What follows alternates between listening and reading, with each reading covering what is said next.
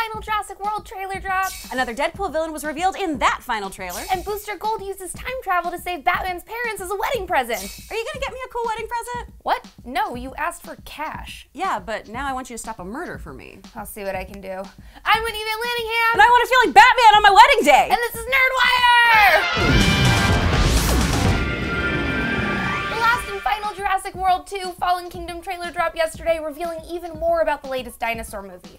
In the first trailer, we learned that Owen and Claire have broken up and that they're on a mission to get all the dinosaurs off Isla Nublar before that big-ass volcano erupts. The first trailer makes it seem like the biggest problem in this movie is going to be watching Bryce Dallas Howard make comments about how they let her wear sensible adventure shoes this time. But the next trailer revealed a little more. It looks like Claire and Owen don't just have a volcano on the island to worry about. It looks like the dinosaurs have somehow found their way to suburbia.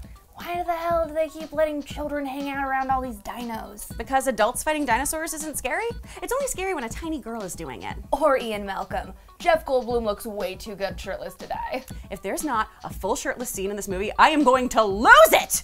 Thankfully, it looks like he plays a much bigger role in this movie than his tiny photo cameo in Jurassic World. Where the first two trailers set us up for the interpersonal interactions of a group of people trying to escape an exploding island full of prehistoric creatures, the third delivers all the action. In the opening scene, we see Owen and Claire working together to take care of a tranquilized T-Rex that comes out of its ambient haze halfway through and decides to eat them.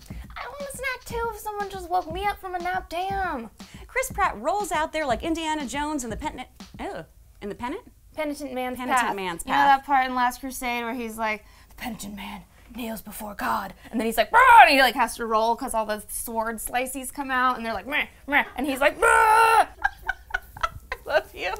We're through. Chris Pratt rolls out of there like Indiana Jones in the Penitent Man's Path, looking for the cup of Christ, and Bryce Dallas Howard does her best to keep her butthole nice and tight in the presence of her ex-boyfriend and Sharptooth.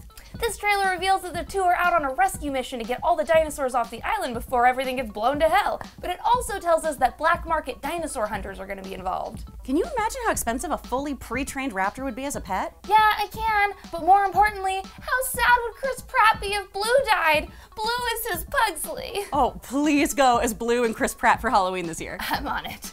It looked like Blue helps Owen battle the bad guys despite getting shot, which is way more loyal than Puggy would ever be to me. Puggy would leave me in a minute if somebody else had snacks. I feel like we kind of saw the whole movie now based on these trailers. Claire finds out the volcano's gonna blow, she calls Owen, they meet up at a bar, he makes some self-deprecating jokes about how they used to date, she tells him they have to save the dinos, and they're off. Owen finds Blue, but so do the other dinosaur hunters, so he has to get Blue back from the bad guys. Then it looks like some sort of plane or boat crash happens, and all of a sudden they're responsible for a bunch of children again. Like, where are your parents? Stop going to Costa Rica alone! Then Owen has to come up with a plan to save Blue and the other dinosaurs, but shenanigans ensue when the island starts popping off. And then death, and then more dinosaurs, and then they save the day and stop the black market guys from selling trained raptors on the Silk Road to whoever is willing to donate a kidney and enough Bitcoins. You don't need to see it now, you're welcome! But you will, and so will I. God damn you, Michael Crichton! You started this! The latest and final trailer for Deadpool 2 is out, and we finally have an idea of what the fudge this movie's about. You mean it's not about bovine attacks and winning a world's greatest lover mug? I mean, maybe. But in this latest glimpse, we learn that Wade Wilson is facing off against Cable to save a mutant kid and forms a super duper team to help him. This trailer is fantastic. We get Thanos jokes, Goonies references, DCU digs, and I'm hoping the ones in there are just the tip of the penis. Exactly.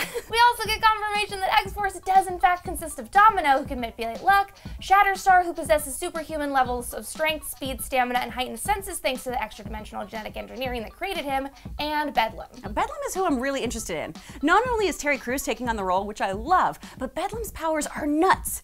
Bedlam generates a bioelectric field that can disrupt mechanical and electrical systems. He can also directly affect the electrochemical responses of a living brain to induce states such as panic, pain, or sleep, generate electromagnetic pulses, and track others by their unique bio-EMP signature. So are we doing all of that, or are we just using him as a character? Screw Bedlam. Team Peter all the way. In comic news, Bats and Catwoman are tying the knot, and Booster Gold got them a wedding present. What do you give the man who has everything? Not dead parents! That's right, Booster Gold went back in time and stopped Bruce's parents from being murdered. Why? So Bruce can see how great his life ends up being because of his parents being brutally murdered. Happy wedding!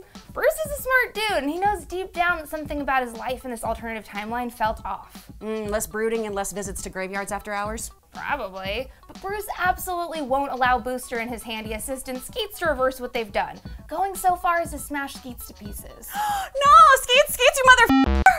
Nah, Skeets, goddamn.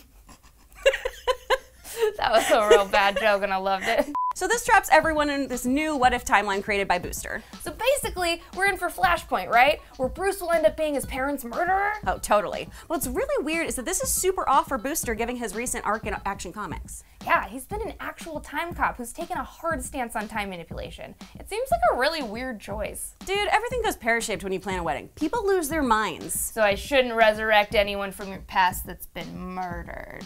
No. And also, I don't know any murder victims. Yet. Whitney! What? You want to feel like Batman? You need a Joker! Some people just want to watch the world burn, Chris. Should we be Jurassic Pug for Halloween? How pumped are you for Deadpool now? And do you think Cable really is gonna be the big bad? Nah, it's gonna be Doomsday and they'll have moms with the same names. Let us know in the comments below. Not sure what to watch this weekend? Check out my review of Lost in Space. And remember, Chris is registered for murder! No, I'm not! Yeah, you are.